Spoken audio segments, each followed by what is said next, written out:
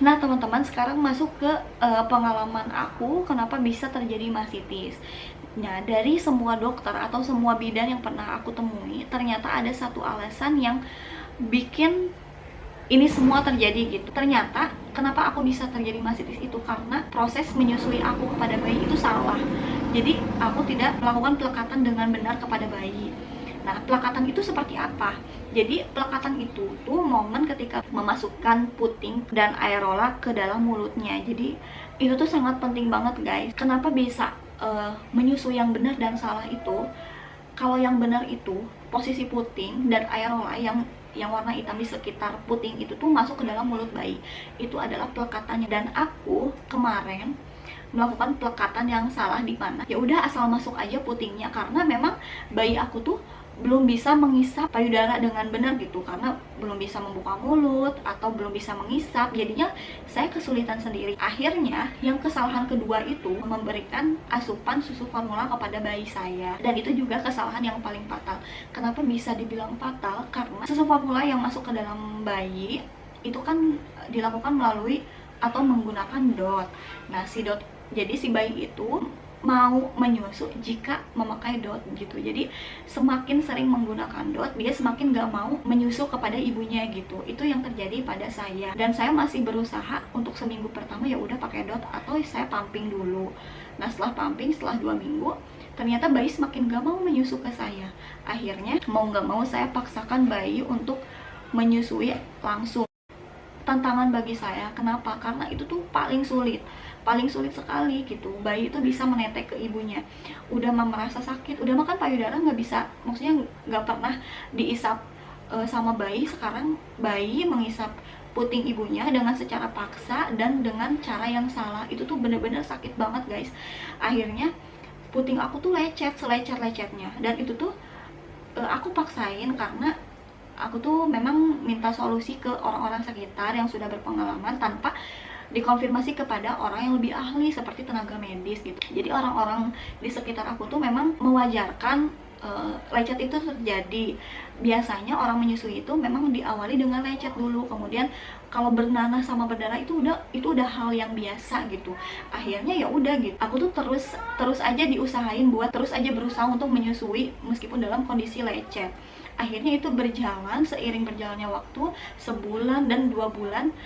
Nah, akhirnya Zain udah usia 3 bulan, 2 mau ke 3 bulan, lecet aku tuh makin parah gitu, karena kan aku menyusu tuh cuma sebelah aja. Soalnya memang selain aku menyusui kepada Zain, kepada bayi saya, tapi saya juga berusaha untuk mengeluarkan puting yang masuk ke dalam gitu. Itu juga merupakan perjuangan yang benar-benar berat sekali buat saya gitu. Nah, akhirnya karena orang-orang itu menganggap itu biasa, menganggap itu adalah hal yang wajar, jadi saya terus memaksakan payudara saya untuk menyusu ke bayi meskipun dalam keadaan lecet. Seiring berjalannya waktu, lecet itu tuh berdarah dan bernanah gitu, dan itu tuh masih saya paksain untuk menyusu. Lama-kelamaan karena sakitnya benar-benar udah nggak bisa ketahan, akhirnya saya stop dulu yang kanan, coba untuk menyusu di payudara yang kiri. Payudara yang kiri saya coba untuk menyusui dengan benar, dimana aerola saya tuh masuk semuanya gitu ke mulut bayi. Akhirnya memang lecet, memang sakit, tapi nggak bertahan lama gitu, cuman beberapa minggu aja, dan itu pula dibarengi dengan memakai krim supaya kita tuh nggak berasa sakit saat menyusui gitu. Nah, akhirnya kan itu timbul apa ya namanya, kebingungan gitu, payudara kanan yang sakit, payudara kiri sakit. Akhirnya saya memutuskan untuk menyembuhkan salah satu payudara supaya nggak dua-duanya sakit dan saya lancar menyusui. Yang kiri dulu saya sembuhin, nah yang kanan yang tadi bernanah itu saya biarin. Nah, itu adalah kesalahan nomor 3, kesalahan terfatal saya juga gitu.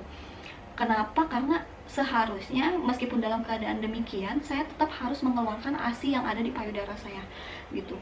Itu adalah kesalahan terbesar. Akibatnya apa? Akibatnya saya merasa payudara itu panas, terus mengeras, kemudian memerah, dan itu tuh udah terasa sakit banget gitu. Lama-kelamaan puting yang udah keluar masuk lagi ke dalam, dan itu tuh saya benar-benar nggak tahu kenapa dan nggak nyari tahu kenapa juga. Saya tetap kekeh sembuhin yang kiri dulu. Nah, setelah berjalan semuanya lancar, saya menyusui mulai lancar, meskipun dia masih selang-seling susu formula karena ASI saya semakin hari semakin sedikit, karena mungkin akibat stres atau misalnya banyak pikiran kenapa saya seperti ini, jadi ASI juga berpengaruh. Awal mula saya menyadari ini karena saya sudah mulai merasakan demam gitu, demam aja, dan itu tuh saya tetap nggak curiga gitu apa yang terjadi di dalam tubuh saya tuh, memang nggak curiga.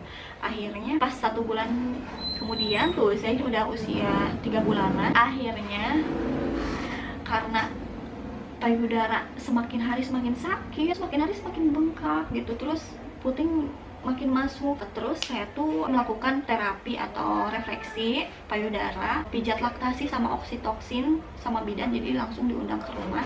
Akhirnya saya terapi. Pas lihat kondisi payudara sebelah kanan saya, si bidan tuh kaget kenapa baru kali ini gitu untuk melakukan terapi. Harusnya kondisi saya seperti ini dari mulai saya demam tuh langsung diperiksain gitu ke bidan atau ke dokter atau tenaga medis terdekat. Nah itu kesalahan saya. Si bidan yang menerapi saya itu gak berani gitu untuk mengotak-atik atau memijit payudara yang sedang bengkak. Jadi beliau itu merekomendasikan saya untuk segera periksa ke dokter khusus konselor laktasi. Nah akhirnya besoknya saya sama suami langsung ke dokter konselor laktasi, dan itu tuh nyarinya susah banget. Gak setiap dokter itu menjadi konselor laktasi, gak setiap rumah sakit ada konselor laktasi.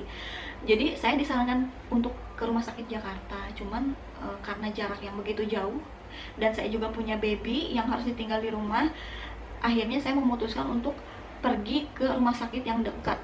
Akhirnya ada tuh ya dokter spesialis anak yang konselor laktasi juga. Nah saya tuh sebenarnya takut, yang bikin takut saya periksa ke dokter itu adalah saya takutnya jawaban dokter tuh mengecewakan saya gitu. Jujur aja takut saya dioperasi atau hal-hal lain lah ya gitu, yang semacam itu. Setelah diperlihatkan kondisi payudara saya, ternyata kata yang pertama yang keluar dari dokter itu adalah ini harus melakukan pembedahan. Dan itu tuh dari situ saya benar-benar shock banget, nangis senangis-nangisnya karena benar-benar gak nyangka bisa sampai separah ini gitu.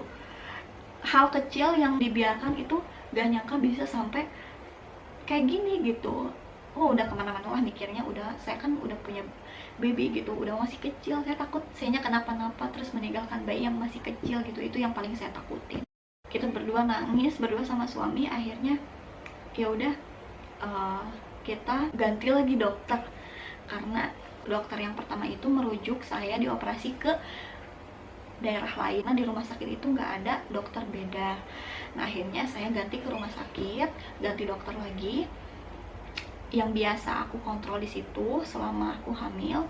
Nah di situ aku konsultasi, akhirnya dokter itu masih memberikan pilihan tuh mau melakukan terapi atau langsung operasi. Kalau misalnya terapi belum tentu sembuh, tapi kalau misalnya seminggu terapi ada kemajuan, ya udah gitu, nggak usah operasi. Tapi kalau misalnya seminggu nggak ada kemajuan, terpaksa operasi gitu. Jadi ya udahlah, kita memutuskan untuk operasi payudara meskipun dengan hati yang berat. Setelah ke suster, saya dirujuk langsung ke dokter bedah, namanya dokter Ferdi. Dokter masih menyarankan saya untuk masih memberikan 2 pilihan. Pilihan yang pertama itu bisa dilakukan dengan mengkonsumsi obat. Untuk mengkonsumsi obat itu nanti si nanah-nanahnya tuh bisa keluar gitu, tapi belum tentu bersih. Yang kedua dengan melakukan pembedahan, itu sudah tentu bersih dalamnya. Jadi dari situ ya udah kita bulat untuk melakukan pembedahan.